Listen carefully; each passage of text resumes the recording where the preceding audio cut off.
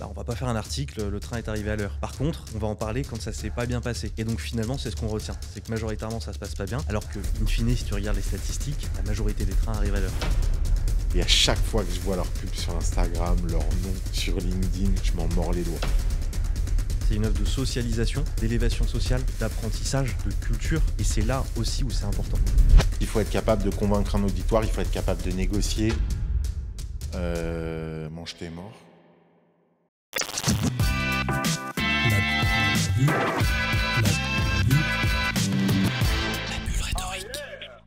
Bonjour à tous et bienvenue dans La Bulle Rhétorique, le podcast qui parle de la parole sous toutes ses formes.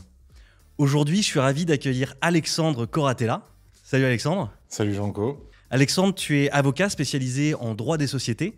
Tu as monté ton cabinet qui s'appelle Agilo. Tu es également membre du Conseil national des barreaux et enseignant à l'université Paris-Nanterre. Est-ce que j'ai oublié quelque chose déjà dans tout ça ? Non, je crois qu'on y est. Ok, parfait. Bah écoute, en tout cas, je suis ravi de t'accueillir. Pour ceux qui nous regarderaient, qui ne le sauraient pas, on se connaît depuis pas mal d'années avec Alexandre. On échange assez souvent sur nos métiers et sur la façon dont on développe nos activités, dont on travaille. Donc je suis vraiment content de te recevoir aujourd'hui. Bienvenue. Merci beaucoup Janko. J'ai une première question. Est-ce que tu peux me dire ce que ça fait un avocat en droit des sociétés ? C'est quoi en fait ton métier ?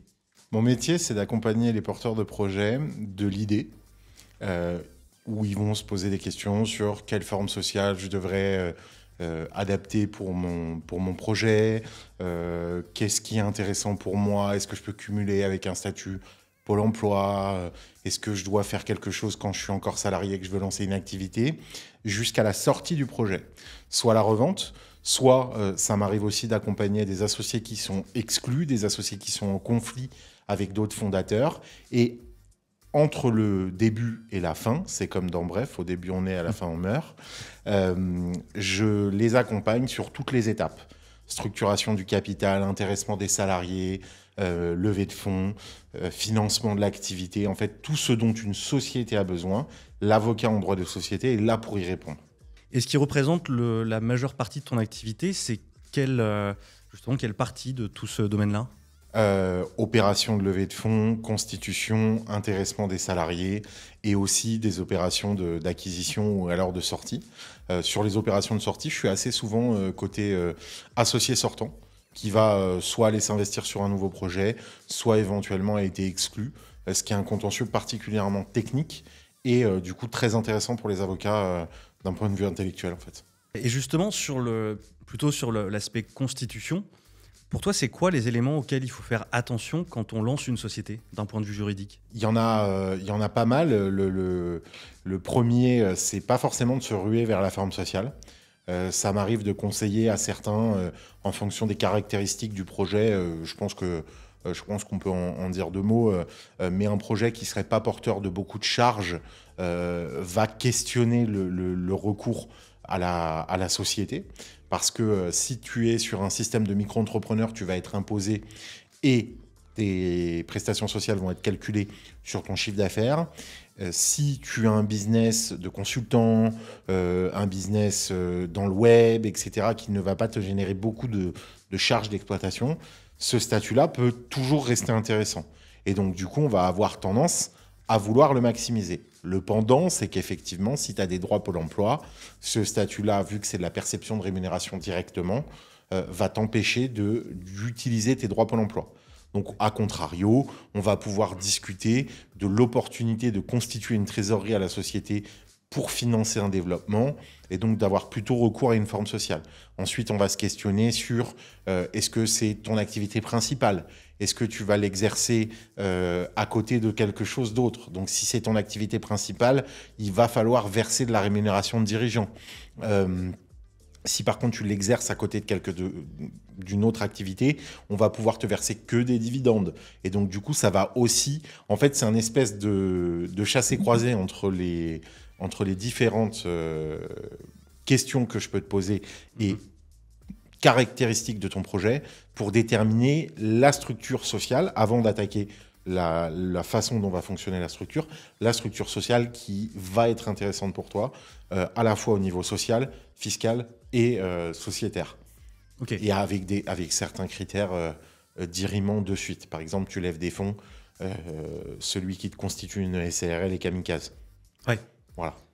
Et alors, justement, par rapport à ça, pourquoi est-ce que tu t'es lancé là-dedans? Pourquoi est-ce que tu as choisi cette spécialité plutôt qu'une autre? D'ailleurs, je ne sais pas, est-ce que tu fais du pénal aussi, du civil, ou c'est vraiment Non, j'ai fait un tout petit peu de pénal d'urgence à mes débuts, mais aujourd'hui, je me concentre spécifiquement sur le droit des affaires, avec du droit des sociétés essentiellement, et un peu plus largement du droit des affaires, puisqu'on doit pouvoir répondre aux besoins de la société. Donc ça va être tous les contrats d'affaires, la relation d'affaires avec tes clients, tes fournisseurs. Et par contre, pour tout ce qui est droit du travail à proprement parler, propriété intellectuelle, droit fiscal, là, je vais m'adresser plutôt à des confrères avec lesquels on travaille main dans la main pour offrir une offre intégrée à tous les clients et de même niveau. C'est-à-dire qu'on prend à chaque fois un expert dans son domaine pour pouvoir répondre avec les mêmes critères d'exigence et le même état d'esprit dans le fonctionnement. Ce qui m'a amené là, je crois que c'est un peu... l'entrepreneuriat, c'est un mot à la mode, mais chez nous, quand on était étudiant, on appelait ça l'engagement associatif. Ouais, on en reparlera après. Mais je crois que c'est vraiment la fibre de pouvoir construire quelque chose, de pouvoir aider, et en droit le plus proche d'avoir les mains dans le projet réellement, c'est justement l'avocat conseil qui va te conseiller au quotidien et qui développe avec toi une relation de business partner pour t'aider à prendre les bonnes décisions, à la fois basées sur ta science métier, mais aussi sur ta capacité à comprendre le domaine juridique dans lequel tu évolues. Ok. Et justement, tu parlais un peu du pénal, tu disais que tu en avais fait un petit peu au début. L'élément maître, on va dire, dans le pénal, c'est souvent la plaidoirie, c'est ce qu'on connaît le mieux de ce domaine-là. Toi, dans ton domaine, j'imagine que tu es beaucoup moins amené à plaider finalement. Tu es beaucoup moins amené à plaider. Après, tu sais que j'ai une activité vis-à-vis des confrères, donc ça m'arrive de plaider assez régulièrement, mais ça, c'est de l'activité de représentation des confrères devant l'ordre, d'accompagnement des confrères devant l'ordre en commission ou en commission de conciliation. Donc effectivement, je suis amené à plaider assez souvent. C'est moins, on plaide moins, mais on prend davantage la parole dans un domaine qui n'est pas la plaidoirie. Et donc, il faut être capable de convaincre un auditoire, il faut être capable de négocier. Donc, les ressorts de la parole sont aussi importants qu'en droit pénal, même s'ils s'exercent avec évidemment moins d'enjeux apparents au moment où la parole en pénal, elle est sacralisée parce qu'elle intervient à un moment crucial.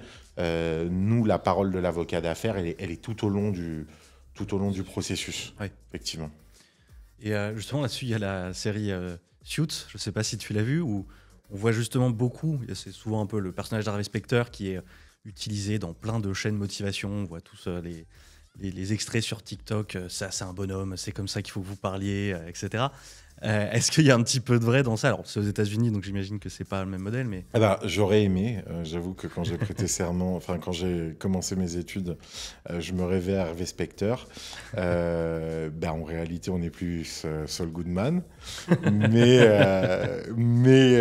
en fait, je crois que c'est un peu fantasmé. Il faut savoir être ferme. Donc, se retrouver dans les prises d'opposition fermes d'Harvey, il faut savoir être droit. Et c'est assez intéressant parce que ça se reflète pas dans Suits, mais les Américains ont une éthique quasiment plus poussée que ce qu'on peut avoir en déontologie, qui est déjà très protecteur du justiciable. Donc il y a cet enjeu-là, mais il y a aussi l'enjeu de savoir mener une négociation, et une négociation, quoi qu'on en dise. Alors évidemment, il y a des moments où on est plus à l'aise pour la mener que d'autres, mais une négociation, c'est pas écraser l'autre. Ouais. On dit qu'un bon accord, et j'ai tendance à le croire, même si j'ai peu d'années de barreau derrière moi, un bon accord, c'est un accord qui frustre tout le monde. Et je crois que quand on arrive à frustrer tout le monde, on est au mi-chemin, on a vraiment tiré chacun, on a fait ce qu'on appelle des concessions réciproques. Ouais. Parce qu'il n'y en a pas un qui l'emporte avec quelque chose. Et après, il faut aussi avoir cette capacité, c'est là où l'avocat vous aide, c'est avoir cette capacité de prendre du recul et de se dire là, c'est le moment de lâcher. Et c'est parfois là qu'on est les meilleurs, c'est être capable de dire au client, lâchez, on s'appelle dans 15 jours et vous allez voir que j'avais raison. Et souvent, c'est le cas. Souvent, je reçois des coups de fil après des négos où c'était vraiment le projet de leur vie, ils se sentent lésés, ils se sentent floués, etc. Et je reçois des coups de fil après en me disant, oui, en fait, vous aviez raison, c'était le moment de lâcher. Ok. Et donc, c'est ça que tu dois réussir à trouver et qui est loin, qui est plus loin du juridique. Évidemment, il y a des moments où on va dire aux clients, c'est absolument pas le moment de lâcher. Et il est hors de question qu'on lâche pour ça. Et parfois, on va leur dire, là, vous vous entêtez quand même pour une facture de 200 euros sur un litige à 5 000, 6 000, 7 000, 8 000, 10 000. Ça a aucun sens, en fait. Ouais. Ça t'est arrivé d'ailleurs d'avoir des clients qui suivent pas du tout ce que tu leur recommandes? Oui. Oui, ça m'arrive d'avoir des clients qui suivent pas du tout ce que je leur recommande. En général, ils y reviennent. C'est-à-dire Ouais. que, in fine, ils me disent que, bah, en fait, ils auraient peut-être dû m'écouter. Ça peut être le cas, notamment parce que je suis jeune, notamment parce que je porte pas en permanence le costume. Et donc, effectivement, c'est facile pour la partie adverse de me taper dessus en disant que je ne comprends pas bien ce que je fais et j'y connais rien. Moi, j'ai pas d'ego là-dedans, dans le fait qu'on considère que mon travail. Moi, ce qui m'intéresse, c'est que mon client il soit satisfait Ouais. et que ses intérêts soient représentés. À partir du moment où j'estime que j'ai fait mon travail et que les intérêts de mon client sont représentés, qu'on me tape dessus, qu'on me casse dessus sur le dos pour mon âge, pour ma manière de faire ou qu'on me donne des conseils. Ça m'est déjà arrivé de confrères qui m'écrivaient par mail de comment je devrais représenter ma cliente. Ok. Alors que t'étais entre guillemets opposé à eux? Ah oui, oui, oui, Ok. c'est voilà et moi ça m'indiffère en fait. Ouais. C'est-à-dire que je suis là pour faire mon métier et quand j'estime qu'il y a une barrière qui a été franchie, soit je le rappelle à la partie adverse, soit je prends les mesures en interrompant les négociations, en assignant parce qu'on voit qu'on s'enlise et contrairement à ce qu'on pense, une assignation ça peut débloquer des négociations. Ouais. Parce qu'on se rend compte que finalement, ce qu'on disait, c'était pas juste des menaces en l'air pour obtenir plus, c'était une réalité. Ouais, je Donc, comprends. ça m'arrive aussi d'avoir des accords après la phase de conciliation, après avoir saisi la juridiction, où en fait, on se rend compte qu'on est prêt à aller jusqu'au bout et qu'en fait, ça vaut pas le coup. Ouais. Donc, du coup, on transige. J'ai deux questions par rapport à quelque chose que tu viens de dire. C'est par rapport au style, entre guillemets. Le fait d'être jeune, et en plus, c'est vrai que tu as un style un peu particulier, avec les tatouages, le t-shirt, je sais pas comment ça s'appelle, parce que c'est pas une queue de cheval, mais chignon. le chignon, pardon. Déjà, ça, est-ce que c'est quelque chose qui parfois dérange, entre guillemets? Parce que moi, j'aurais plutôt tendance à dire que, vu les personnes avec qui tu travailles, c'est-à-dire plus souvent des jeunes entrepreneurs, il y a plutôt quelque chose qui tient de la similitude. C'est-à-dire un côté un peu pirate de se dire, voilà, en fait, on est aussi là pour casser un peu les codes. Et donc, bah, je suis comme vous, et ça se voit aussi physiquement. Donc ça, déjà, première question là-dessus, est-ce que c'est quelque chose qui parfois pose problème? Et deuxième question, parce qu'elle est reliée, c'est comme on l'a dit au début, tu es élu au Conseil national des barreaux. Est-ce que le fait d'avoir été élu, ça t'a rajouté une forme de crédibilité au regard de l'extérieur? Alors, au regard de l'extérieur, je sais pas. Quand je vais au CNB en t-shirt, j'ai toujours des remarques des confrères. Effectivement.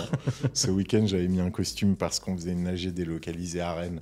Ouais. Et donc, j'estime qu'effectivement, quand on est reçu par un barreau, on est dans la mission de représentation. Et que donc, c'est comme ça que j'aime bien le dire, je dois coller à ce que pensent les gens à quoi un avocat doit ressembler. Je sais pas si ça m'a donné plus de crédibilité. Probablement un petit peu, vu de l'extérieur, parce qu'il y a quand même cet effet, pas dans la profession, mais peut-être dans cet effet d'apparat, de se dire que ton avocat, il est comme ci, ton avocat, il est comme ça, ton avocat, il passe à la télé, ton avocat, il fait ci. Il y a une espèce je pense, de fierté du kidam. Je crois pas que ça ait changé quelque chose pour mes clients, si ce n'est que 2 jours par mois, voire 3 jours par mois, je suis pas disponible pour leur répondre et donc il faut que je m'adapte là-dessus. Et ça, ils le comprennent plutôt bien. Maintenant, sur la tenue et le style assumé, en fait, je suis fondamentalement persuadé que la plus-value qu'on délivre, elle est dans le conseil qu'on apporte, dans la rigueur dans laquelle on met notre force de travail et la manière dont on fait notre travail, et que ce n'est pas intrinsèquement lié à la manière dont on est habillé. Aujourd'hui, on est sous l'ère de la visio. Honnêtement, je le dirais avec grand plaisir à un client. Évidemment, quand je vais en rendez-vous client avec le client pour qui ça sera important, je vais mettre un costume. Ouais, évidemment, quand je vais en égo, je vais mettre un costume. Mais en fait, le costume, ça a été vu, c'était pendant longtemps un marqueur d'une certaine catégorie professionnelle. Aujourd'hui, c'est plus forcément un marqueur d'une catégorie professionnelle, mais plutôt la cravate spécifiquement, un outil d'asservissement. On regarde, on voit, ceux qui portent des cravates, c'est pas forcément les professions c'est pas forcément les chefs d'entreprise. Et je pense que le costume, ça doit juste être un outil. Est-ce que c'est un outil au service de ma parole? Est-ce que c'est un outil au service de la crédibilité que je vais avoir? Effectivement, par exemple, quand je vais en égo avec des confrères, je mets un costume. Parce que dans la tête du confrère, si j'ai pas de costume, il y a des chances que je sois pas sérieux. Et donc, du coup, je vais m'en servir à ce stade-là. Maintenant, est-ce que ça me porte préjudice pour des clients? Je crois pas. Je crois qu'il y a un vrai besoin. Déjà, il y a un vrai changement dans la manière dont les gens envisagent les choses. Et il y a un vrai besoin de se reconnaître dans son avocat, de se reconnaître dans la manière de fonctionner de son avocat. Et en fait, si j'ai des clients aujourd'hui qui me disent « Maître, je ne vous ai pas choisi parce que vous n'aviez pas de costume », bah ok, c'est comme ça. C'est-à-dire que j'ai un compte Twitter à côté où je raconte des choses au quotidien, de l'exercice, qui ont pu m'arriver, des anecdotes, etc. Si le client n'est pas ok avec, bah il n'est pas ok avec. Mais c'est comme ça en fait. Je ne vais pas me transformer parce que le client veut un avocat en costume. Ouais. Je mets un costume quand c'est nécessaire d'en mettre un. Quand il faut aller à Bercy, quand il faut aller dans des réunions, etc. Quand il faut aller à l'INPI, je mets un costume. Le reste du temps, j'estime que je travaille dans des tenues confortables pour pouvoir travailler au mieux pour les clients. Ok, très bien. Surtout parce que je me déplace à vélo, en fait, assez souvent. Très bien, très clair. Je voudrais aussi aller sur un sujet, on en avait déjà un peu parlé, nous, en privé. C'est la question des entreprises qui se créent, souvent même des SaaS qui se créent, type, je crois que c'est Seed Legal, je ne sais pas comment il faut le dire, qui essayent plus ou moins de remplacer l'avocat. Qu'est-ce que tu penses de ces applications-là? Est-ce que c'est quelque chose de positif pour commencer éventuellement, ou est-ce qu'il y a au contraire une forme de danger à éviter l'avocat en passant par ces applications-là? Ben, en fait, le problème, c'est que l'avocat, il n'est pas juste là pour délivrer du document juridique. Il est là pour délivrer tout le conseil. Il est là pour mettre des bornes aux exigences que peuvent avoir un investisseur en fonction de ce qu'il apporte, en fonction du tour de maturité, en fonction des pratiques de marché. Et ça, ces startups qui font de la doc au kilomètre peuvent t'en donner une partie, mais ne te donneront pas tout. L'avocat, il a un atout formidable, c'est que tu peux vraiment le consulter, tu peux vraiment discuter, il peut questionner tes motivations et comprendre ce qui t'amène et pourquoi tu fais les choses. Aujourd'hui, je ne pense pas que ce soit pertinent de passer par ce genre de site qui, in fine, ne reviennent pas tant moins cher que ça que de prendre un confrère. Et surtout, ce qu'il faut comprendre sur le mécanisme de levée de fonds qui n'est pas forcément intuitif quand c'est tes premiers tours, c'est qu'en fait, tout ce que tu vas concéder dès le départ sera le nouveau zéro. C'est-à-dire que, à contrario de ce qu'on pourrait avoir dans le mécanisme contractuel où en fait, à chaque fois, on va changer de pacte, donc on pourrait repartir de zéro, c'est-à-dire les statuts. En réalité, ce n'est pas le cas. Quand tu l'as concédé, ça devient le nouveau zéro. Donc, moins bien tu vas être conseillé dès le départ et plus tu vas concéder de choses, de pourcentage, de droits, éventuellement de clauses financières, plus les négos derrière vont être compliqués. Et ce que ça dit à l'investisseur, c'est qu'en fait, tu as vendu ton capital pour beaucoup trop cher.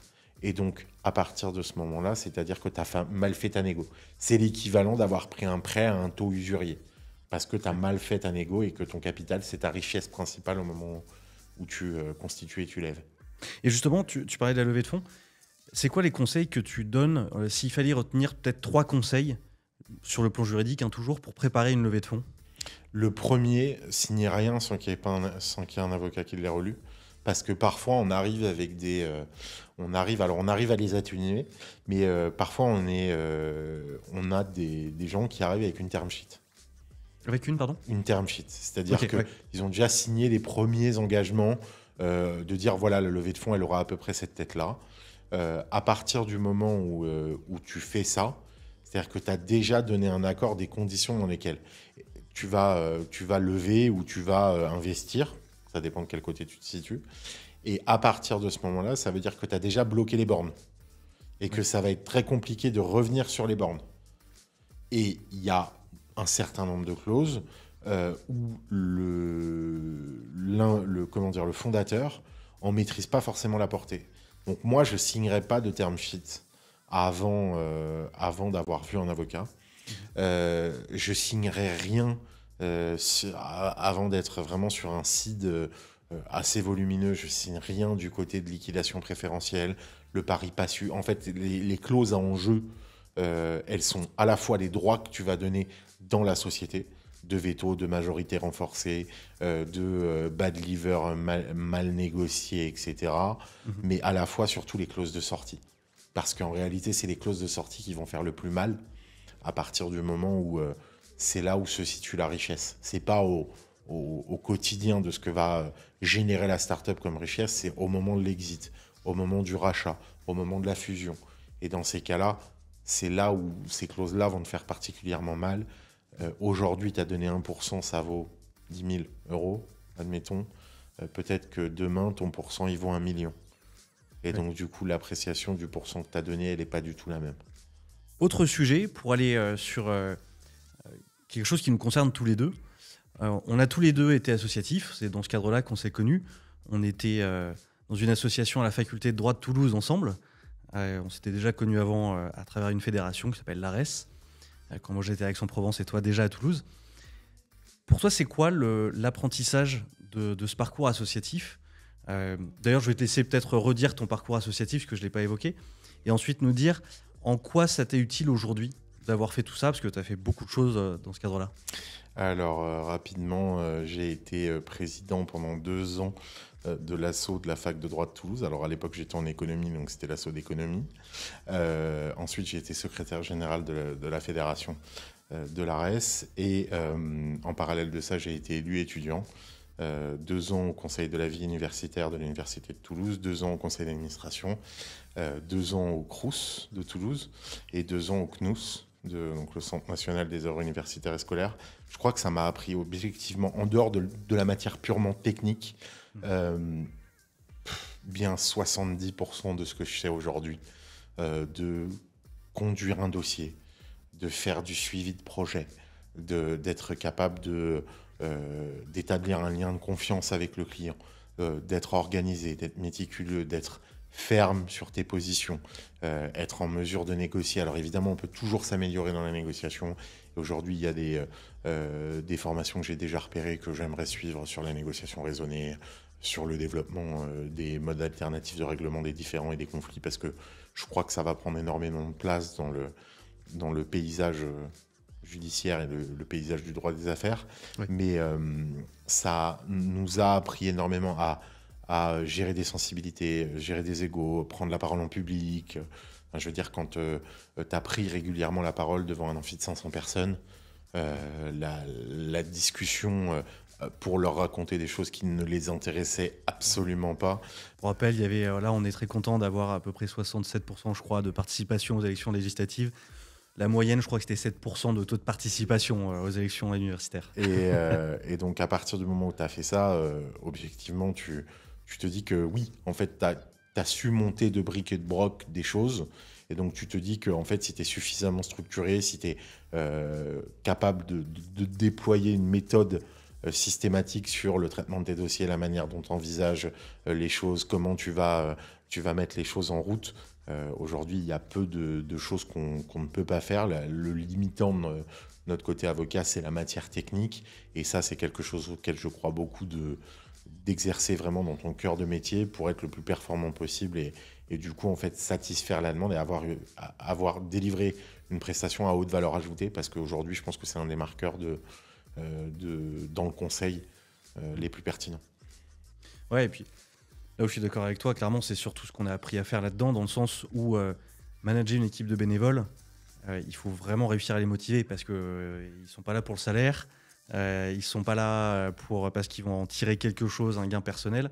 Ils sont là parce que tu les as motivés, parce qu'ils sont motivés, et il faut entretenir cette motivation-là, ce qui n'est pas toujours évident. Alors certes, on a des places de temps en temps offertes aux soirées, mais ce n'est pas grand-chose par rapport au taf qu'on fournit. C'est clair, ça te permet ça nous a permis aussi de bêta-tester un certain nombre de choses, des capacités de management pas forcément folles dès le départ, des projets qui n'ont pas marché, des projets qui ont extrêmement bien marché, avoir aussi, c'est ce que j'en parlais ce matin, avoir l'œil financier. Toujours de te dire, en fait, un projet, un lancement d'activité, ça se monte avec l'œil sur le financier, parce que c'est le nerf de la guerre, et encore plus quand tu es entrepreneur, c'est la trésorerie en réalité, qui te permet de survivre jusqu'à soit que ton chiffre d'affaires, que ton produit rencontre son marché, et que ton chiffre d'affaires se développe, soit que tu structures ton activité pour atteindre le cap de chiffre d'affaires qui est nécessaire pour arriver sur un rythme de croisière, voire un rythme de croissance. Ouais, et puis comme tu dis, c'est vraiment faire avec peu de choses, quoi. Faire des trucs grands. Parfois, ça marchera pas, mais on y va quand même. Et ça, pour le coup, c'était un gros apprentissage. Et d'ailleurs, là, tu continues quelque part cet engagement-là en étant au Conseil national des barreaux. Est-ce que pour toi, c'est un vrai prolongement de ce que tu as fait avant à la faculté ? Ou est-ce que c'est quelque chose de différent ? Je sais pas du tout d'ailleurs quelles sont les missions de ce conseil et ce que tu y fais exactement. Alors, les missions du Conseil national des barreaux, c'est représenter la profession d'une part, répondre aux consultations qui peuvent être faites pour la profession, donner son avis sur un certain nombre de textes qui lui sont soumis, et notamment ça peut dépasser le cadre de la profession, mais c'est aussi de travailler sur des sujets en commission qui intéressent notamment directement la profession. Donc ça peut être des questionnements par les bâtonniers qui veulent des interprétations sur telle ou telle règle qui concerne la profession en matière de déontologie, en matière de structure d'exercice. Ça peut être aussi faire rayonner et développer le réflexe avocat au sein des entreprises. Donc ça, c'est le rôle de la commission droit et entreprise dont je suis membre. Ça peut être pousser et faire représenter en fait les intérêts de la profession dans les différentes réformes qu'il peut y avoir.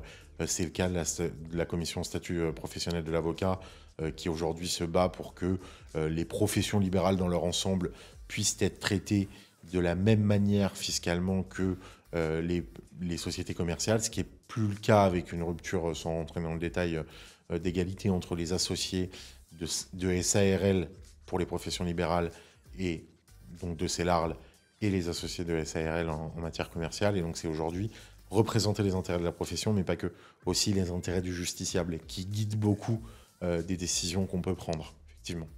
Ok, donc c'est dans ce sens-là, effectivement, un prolongement de ce qui a... Tout à fait. En fait, je crois que je ne sais pas faire autrement que de m'engager pour essayer à mon petit niveau de faire bouger les choses quand j'estime qu'elles ne bougent pas suffisamment, d'aider, d'apporter un soutien.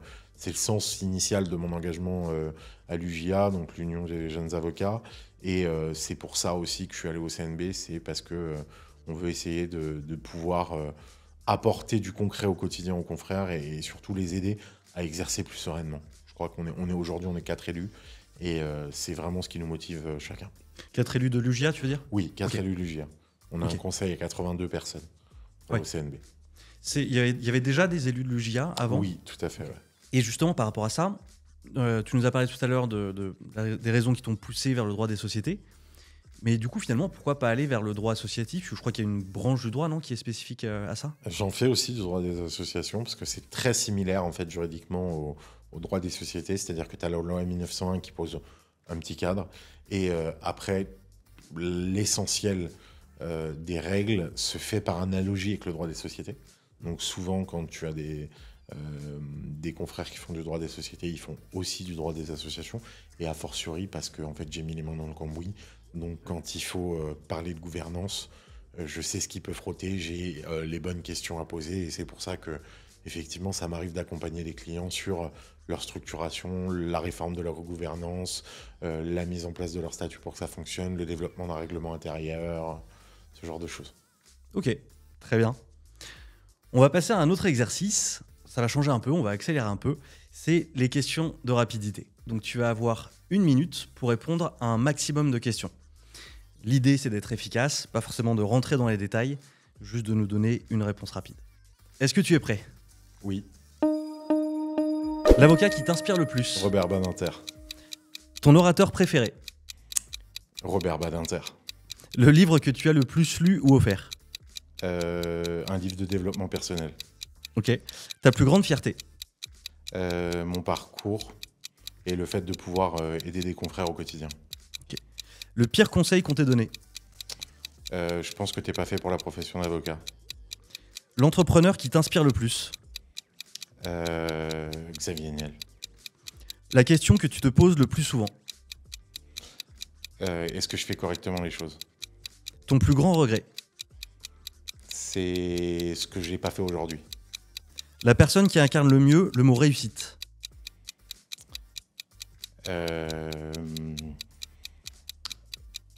Emmanuel Faber. Le pouvoir que tu rêverais avoir? Lire dans mes pensées. L'étape que tu changerais dans ta vie? Aucune. 1 minute, 11 réponses, donc très bien. Je te pose juste la suivante parce que je l'aime bien. L'insulte que tu utilises le plus? Ah, c'est chaud ça. Mange tes morts. Tu l'utilises dans le cadre de la profession? Non, celle-là, elle n'est pas déonto-compatible. Alors, tu nous as dit l'avocat et l'orateur, du coup, qui t'inspire le plus. Robert Badinter, qui est un très grand monsieur, qui était moi d'ailleurs aussi celui qui m'avait poussé vers le droit au début, quand j'ai commencé par faire des études de droit. Qu'est-ce qui te parle le plus dans sa personnalité ou dans son parcours? Ses combats et la conviction, en fait, sa parole, il l'avait chevillée au corps. C'est-à-dire qu'il n'y a rien de surjoué. On n'est pas dans la technique oratoire, même si en réalité on y est. On n'est pas dans la personne qui a été média traînée, qui veut remplir, cocher ses cases, être bon orateur. On est dans quelqu'un qui le vit et qui t'emmène avec lui le vivre quand il t'en parle. Et je crois que c'est l'essentiel de la persuasion, pour le coup, plus que de la conviction. Et je crois qu'il était très très fort là-dessus. C'était marrant d'ailleurs. Je l'avais contacté en 2010, je crois, ou 2011. J'avais créé un concours d'éloquence à Aix-en-Provence. Et je l'avais contacté pour lui proposer de faire partie du jury. Et j'avais trouvé ça assez amusant. Il m'avait répondu qu'il n'aimait pas trop participer à ce genre d'événement. Parce que justement, je pense qu'il ne voyait pas du tout la parole comme un jeu. C'est que pour lui, c'était quelque chose de sérieux. Et donc, je pense qu'il n'était pas ultra pro concours d'éloquence quand c'était tourné comme un jeu. Et je trouve que j'étais assez déçu en réalité qu'il refuse. Mais en même temps, je comprenais complètement, en y réfléchissant avec un peu de recul. Je me suis dit qu'effectivement, pour lui, il y a une puissance dans la parole, comme tu le dis, qui est intérieure, quoi. C'est un feu qu'il nourrit et qu'il arrive à externaliser par la parole. Et si vous avez jamais vu des plaidoiries ou quoi, mais allez le voir, c'est absolument remarquable. Je crois qu'il y a sa plaidoirie contre le négationniste Forisson, qui est remarquable. Je pense que c'est un des plus beaux moments juridiques de France, de l'histoire de France. Le moment est incroyable. Tu l'as vu, cette plaidoirie? Oui. Ouais. Ensuite, tu nous as dit le pire conseil qu'on t'ait donné, d'abandonner la profession, enfin que tu n'avais pas ta place, en gros c'est ça, hein, dans ce métier-là. Qui est-ce qui t'avait sorti ça et pourquoi? Quand j'ai fini le lycée, c'est posé la question de mon orientation. Et comme tout bon lycéen, moi je voulais être avocat ou trader. Ouais. Et en fait, on m'a dit t'es pas bon en français, la profession d'avocat, c'est pas fait pour toi. Il faut beaucoup écrire, t'es pas bon en français. Alors j'étais pas bon en français parce que je ne comprenais pas le principe de la rédaction. J'avais énormément de mal sur ces sujets-là, donc j'étais très bon à l'oral. J'avais une culture littéraire faite sur Wikipédia la veille de l'oral, mais qui a bluffé l'examinateur. Hein. Ça a fait le job. Je te raconterai une petite anecdote. Mais effectivement, j'avais des difficultés sur ces exercices écrits. J'en ai eu jusqu'en 3e année de vraiment comprendre les canons de l'exercice, ce qu'on attendait de moi. Et donc, on m'a dit, fais des mathématiques. Tu es en SP maths, fais des mathématiques. C'est très bien. Donc, je suis parti en mathématiques et économie. En fait, ça ne m'a pas du tout plu et je me suis progressivement, au gré de mes 4 premières années, rapproché du droit pour finir en droit. Et en fait, où j'ai trouvé... vraiment ce qui me plaisait. et sans problème. Et ça s'est d'ailleurs ressenti sur mes notes au gré de mes pérégrinations. C'est vraiment quelque chose qui me plaisait, particulièrement le droit des affaires. Ouais, mais ça en plus, je l'ai remarqué parce qu'effectivement, à partir du moment où tu as quitté l'économie pour aller en droit, tu as filé droit devant, quoi. Ouais. C'est là pour le coup, on sentait aussi, tous ceux qui étaient autour de toi à ce moment-là, que tu avais vraiment trouvé ton truc. Mais je savais pas que c'était pour cette raison que tu avais commencé par l'économie, alors qu'en fait, oui, tu aurais pu très bien commencer tout de suite par le droit. Et c'est pour ça que je t'ai dit à la fin que je regrettais aucune étape de ma vie, parce que je suis pas persuadé que j'aurais eu la maturité de travailler comme j'ai travaillé en droit, de m'y intéresser, etc. En arrivant à 19 ans, fraîchement sorti du lycée, avec aucune expérience. Je pense que c'est aussi pas mal de se prendre des portes. Et je m'en suis pris plutôt 4 ou 8 que le reste. Mais en tout cas, ouais, ça forge aussi cette capacité de rien vouloir lâcher. L'avocat a besoin d'être combatif. Ouais. Pas combattant, dans le mauvais sens du terme, mais combatif. Ouais. Et ça, je pense que c'est quelque chose qui te l'apprend. Et pour revenir sur cette question du bac de français, j'étais un peu comme toi. J'ai eu 8 à l'écrit, 18 à l'oral. Donc c'était vraiment le grand écart. Mais je me souviendrai toujours de l'escroquerie de cet oral que j'avais passé. J'étais passé sur un texte de Don Juan, où en gros, un extrait de Don Juan, et je me souviens très bien de ça, l'examinatrice me demande tel extrait, je ne sais même plus ce que c'était, à quel autre passage ça vous fait penser. Et je lui dis, aucune idée de la réponse, parce que j'avais jamais relu mes fiches, ni rien du tout. Et je lui dis, ça me fait penser à tel passage. Elle me dit, ah non, en fait, c'était plutôt à tel passage qu'il fallait penser, pour telle raison, telle raison. Je dis, ah oui, mais alors par contre, je suis d'accord avec vous, effectivement, mais moi, je pensais à mon passage parce que tel machin, tel machin, tel machin, tel machin. Et je lui ai développé un argumentaire bullshit en direct. Et elle a terminé en disant, ah ouais, c'est pas con, j'avais pas vu ça comme ça. Et le 18, elle a sorti. Donc l'oral, on peut vite escroquer. Moi, je suis tombé sur Discours sur le bonheur de Madame du Châtelet, Okay. préfacé par Elisabeth Badinter, tu vois, comme quoi. Ouais. Et en fait, où elle expliquait, dans le passage qui m'était donné à commenter, qu'on n'entendait que les gens on entendait beaucoup plus les gens qui se plaignent que les gens qui sont contents. Et je crois que ça reste encore aujourd'hui hyper contemporain et hyper français. Et du coup, c'est quelque chose qui m'avait parlé et qu'on avait pu évoquer, avec à la sortie une note plutôt correcte. Ça, mais c'est même un principe psychologique. J'ai plus le nom du principe en tête, mais c'est qu'en gros, on remarque les choses quand elles vont pas bien. Parce qu'en fait, typiquement, le train, on va pas faire un article, le train est arrivé à l'heure. Par contre, on va en parler quand ça s'est pas bien passé. Et donc finalement, c'est ce qu'on retient. C'est que majoritairement, ça se passe pas bien, alors que, in fine, si tu regardes les statistiques, la majorité des trains arrivent à l'heure. Simplement, quand ils arrivent à l'heure, ça nous marque pas, alors que ça nous marque quand ils sont en retard. Et c'est un principe psychologique. On pense que c'est très français, en réalité, c'est le cas ailleurs aussi. C'est juste que l'incident est anormal, et donc on se souvient de l'anormal. Mais c'est peut-être encore plus fort chez les Français. Tu m'as dit l'entrepreneur qui t'inspire le plus, Xavier Niel, pour une raison en particulier ? Déjà, il a construit quelque chose dans sa temporalité, c'est-à-dire que il a, je sais pas, je crois qu'il doit avoir une cinquantaine d'années. Il a déjà construit quelque chose de particulièrement massif. Il a une approche hyper disruptive. Il a énormément d'autodérision. Ouais. Moi, je le suis sur Twitter et à chaque sortie où il se fait insulter parce que la Freebox marche pas et qu'il reprend les insultes des gens globalement en balançant 2-3 punchlines bien pensées. Il est pas mal et globalement, c'est un entrepreneur français de premier plan qui répond à tous ses emails. Et c'est pas une légende. Ouais. Pour l'incubateur du barreau de Paris, on lui a envoyé un email et effectivement, il a répondu. Okay. Dans la journée, je crois. Il reçoit 8 ou 900 emails. C'est ce que disait Jean de la Roche-Brochard. Et effectivement, il répond à tous ces emails. Je pense qu'il a un parcours intéressant. Et donc, ouais, c'est quelqu'un qui, venu comme ça, m'inspire plutôt pas mal. Ouais. Quand tu dis parcours intéressant, c'est pas pour le Minitel Rose ? Et ben, en fait, il a une histoire avec les avocats, tu sais. Et Ouais. il a été placé en garde à vue dans l'histoire du Minitel. Ah, je Et savais c'est pas. comme ça qu'il a fréquenté pour la première fois les avocats, et notamment, je crois, la conférence à l'époque du stage. Ok. Alors, c'était quoi, du coup, cette histoire Eh ben, il a été placé dans le cadre de son activité de Minitel, il a été placé en garde à vue. Il l'avait raconté son passage à la conférence Berrier. Et en fait, il a été placé. Je crois que le secrétaire de la conférence de l'époque n'a pas pu s'y rendre. Et en fait, c'est un rendez-vous manqué avec la conférence, alors que l'avocat qui s'est rendu à la garde à vue de Xavier Niel, je pense, a développé des relations particulières avec Xavier Niel.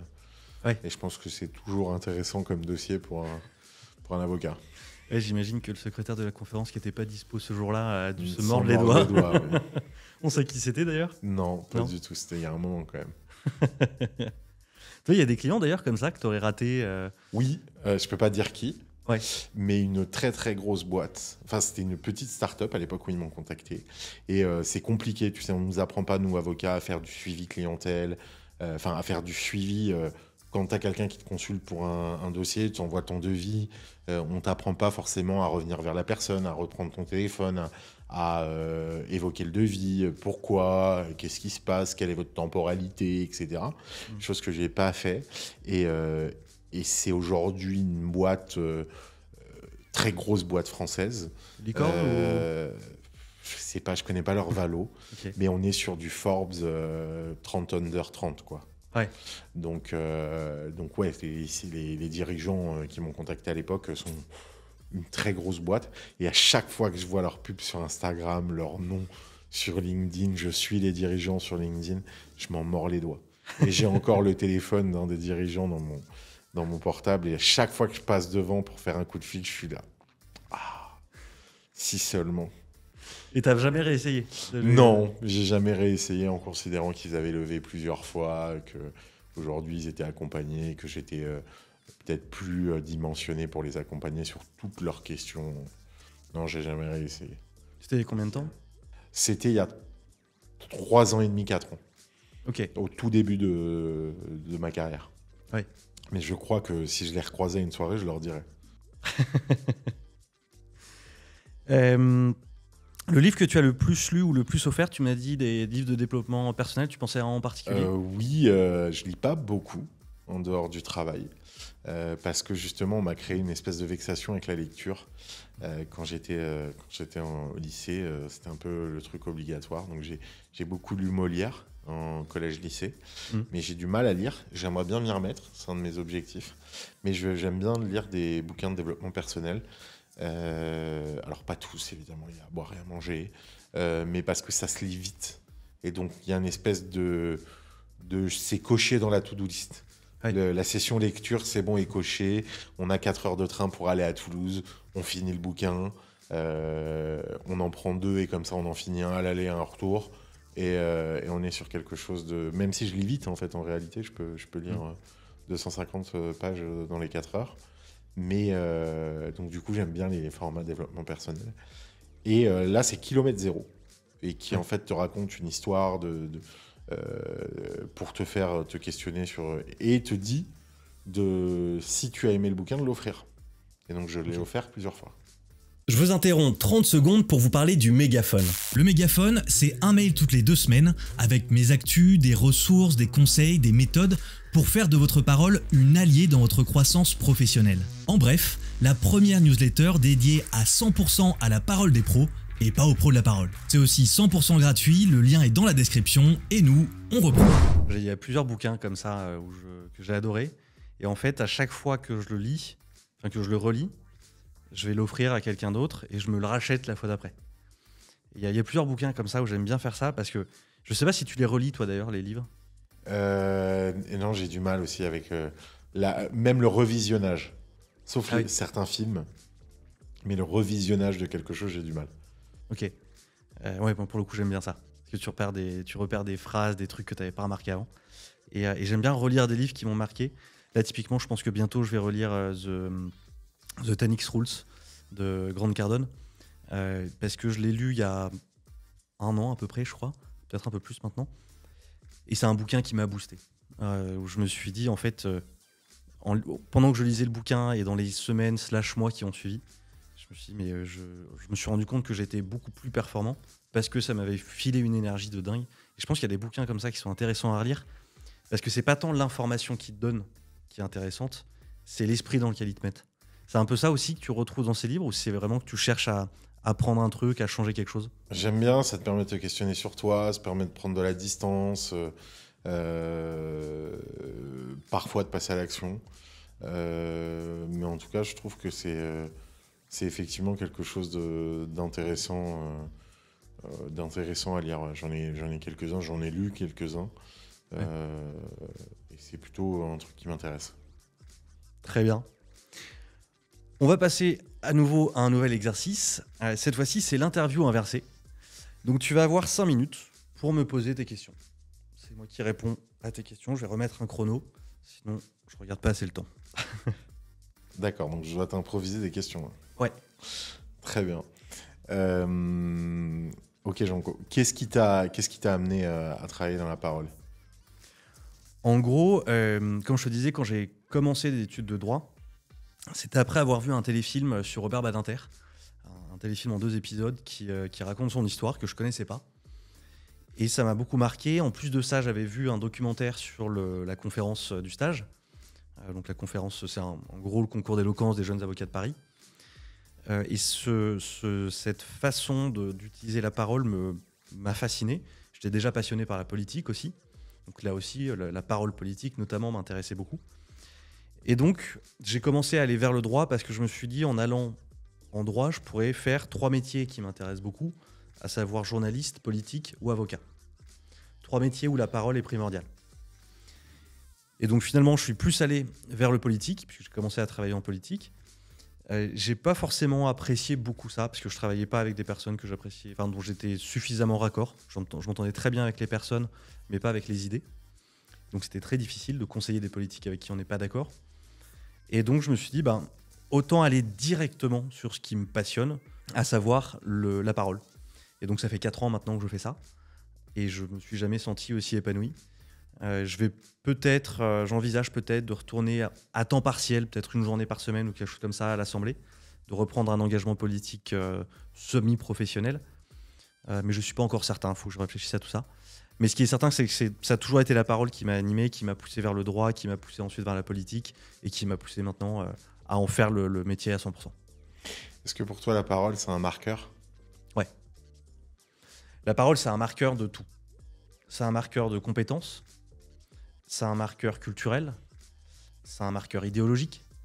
La façon dont on s'exprime, ça révèle qui on est. Parce que les mots que je vais choisir pour parler d'un même sujet vont déterminer déjà ce que j'en pense, ou la façon dont je suis capable d'en parler. Il y a eu des études qui ont été faites dans des classes de maternelle, je ne sais plus où ça a été fait, mais une étude très sérieuse qui a été faite là-dessus, qui montre que dès la maternelle, des personnes qui sont issues de milieux plus populaires parlent moins que des personnes issues de milieux plus aisés. C'est l'étude qui dit qu'en fonction de ton milieu socioculturel, tu arrives avec soit 400 mots de vocabulaire en primaire, soit 1000 mots. Et statistiquement, il est très difficile, alors évidemment il y a toujours des exceptions, mais il est très difficile de combler ce déficit et que le déficit se fait déjà à ce niveau-là. Est-ce que tu penses que du coup, l'école, elle joue son rôle là-dedans suffisamment? Oui et non. En fait, on ne peut pas tout attendre de l'école. Moi, ma vision, c'est que l'école seule ne peut pas suffire. L'école, on y est entre 9h et 17h. Il y a beaucoup trop d'heures à côté de ça, où il y a trop de choses qui se jouent. Donc il y aura toujours des différences culturelles. Je pense qu'on ne peut pas les annihiler. Comme tu dis, il y aura toujours des personnes qui vont malgré tout s'élever, il y a toujours des cas particuliers. Mais au global, je pense qu'on ne peut pas annihiler ça. Maintenant, on peut le réduire en développant le travail associatif. Je pense que l'œuvre des associations, c'est aussi ça. C'est une œuvre de socialisation, d'élévation sociale, d'apprentissage, de culture. Et c'est là aussi où c'est important. Quand je vois, par exemple, je crois que c'est je sais plus si c'est le Rotary Club ou le Lions Club, je sais plus, le Rotary ou le Lions Club, qui organise des concours d'éloquence pour les lycéens. C'est ce genre d'initiative aussi qui permet à ces jeunes de s'exprimer. Parce que la différence, c'est pas uniquement le vocabulaire qu'ils ont, c'est aussi la propension à prendre la parole. C'est-à-dire que même à vocabulaire égal, les personnes issues de milieux plus aisés vont avoir beaucoup plus tendance à oser prendre la parole. Donc c'est à la fois sur la capacité et sur la volonté de le faire. Et c'est pour ça, enfin, ce deuxième aspect de la volonté de le faire, pour moi, est même encore plus grave que la capacité à le faire. Parce que je pense qu'on est, malgré tout, tous plus ou moins capables de s'exprimer, de développer une idée, un argumentaire. On le fera plus ou moins bien, avec plus ou moins de nuances, mais on peut tous le faire. Simplement, cette capacité à oser, c'est ce qu'il y a de plus limitant. Si j'ai pas le courage de m'exprimer, je peux jamais le faire et je peux jamais m'améliorer. Mais c'est le même problème, c'est parce que je crois qu'en France, on a une recherche de la perfection dans beaucoup de domaines qui devient limitante.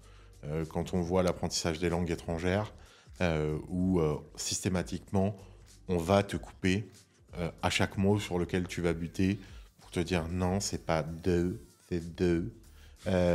Et tu te retrouves à en fait ne plus pouvoir faire ta phrase. Alors qu'il y a quand tu voyages un peu, quand tu parles à l'étranger avec des anglo-saxons, avec des australiens, avec des néerlandais, etc., et que tu le pratiques, ne serait-ce que dans l'univers professionnel, il y a une espèce de bienveillance. De se dire, en fait, c'est pas ta langue, c'est pas ma langue, ou parfois c'est pas ta langue et c'est ma langue, donc je vois que tu fais un effort, donc je le valorise. Et il n'y a pas cette recherche de la parole parfaite. Et je crois que cette recherche de la parole parfaite ou de la perfection d'une manière générale n'est pas forcément salvatrice, en tout cas dans tes jeunes années pour te construire. Ouais, et puis il y a beaucoup de pays aussi où la parole, on la met en avant dès le plus jeune âge. Avec des pays où tous les lundis matins, les élèves vont raconter leur week-end en 3 minutes devant la classe. Mais c'est une expérience de prise de parole. Donc ça, c'est un des rôles de l'école, c'est de supprimer cette peur de s'exprimer. Maintenant, encore une fois, je pense qu'elle n'est pas la seule, elle ne peut pas le faire seule. Il faut qu'il y ait d'autres acteurs qui interviennent. Et c'est là où, justement, il y a plein d'associations qui interviennent, d'ailleurs dans les écoles, en dehors, etc. Et qu'il faut pouvoir passer au-delà de ça. L'éducation, elle doit se faire à l'école. Il faut que l'école pousse à ça. C'est ce qu'on a voulu faire d'ailleurs avec le grand oral du bac. Le problème, c'est qu'on ne l'a pas accompagné d'un enseignement. C'est le seul examen qu'on place sans préparation. Il n'y a pas de cours.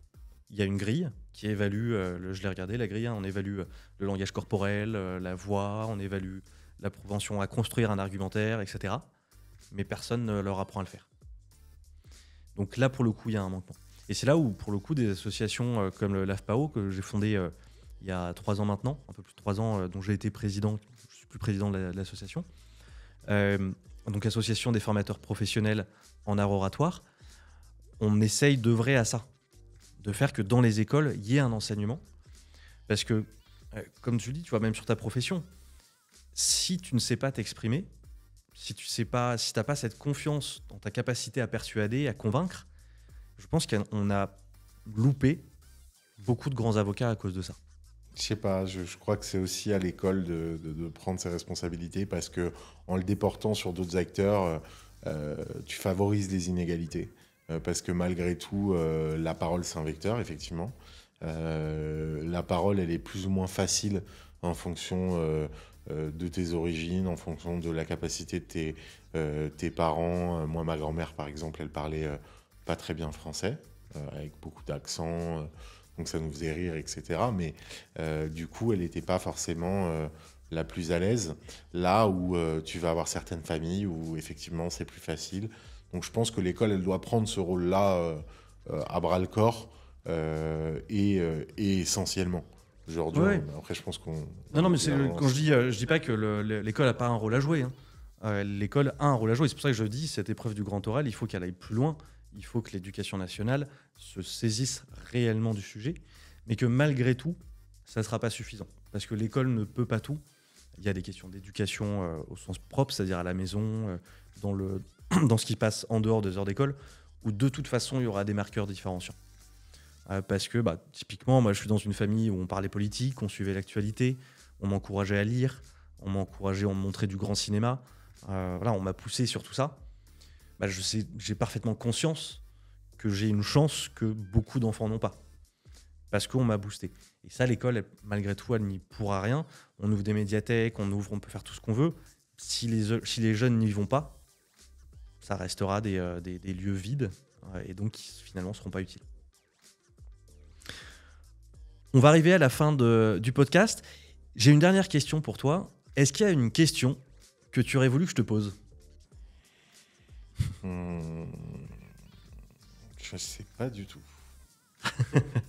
Non, je crois que tu as balayé plutôt large. Non, tu as balayé plutôt large, il me semble.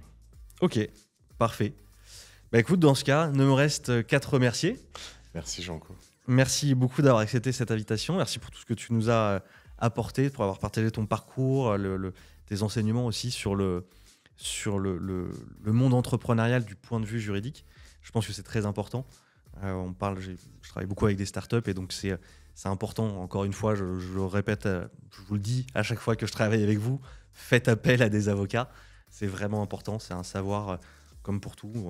On ne va pas à la pharmacie sans avoir vu son médecin avant. Bah, c'est pareil, on ne dépose pas son contrat sans avoir vu son avocat avant. Exactement. Je crois que le meilleur conseil que je donne à mes clients, c'est signe rien sans que je l'ai relu. Ouais. Voilà.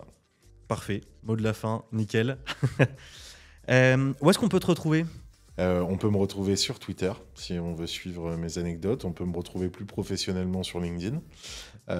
Sur Instagram, j'ai le vœu pieux, mais je vais m'y mettre, de développer mon Instagram professionnel, parce que j'en ai un, mais je ne m'en occupe pas.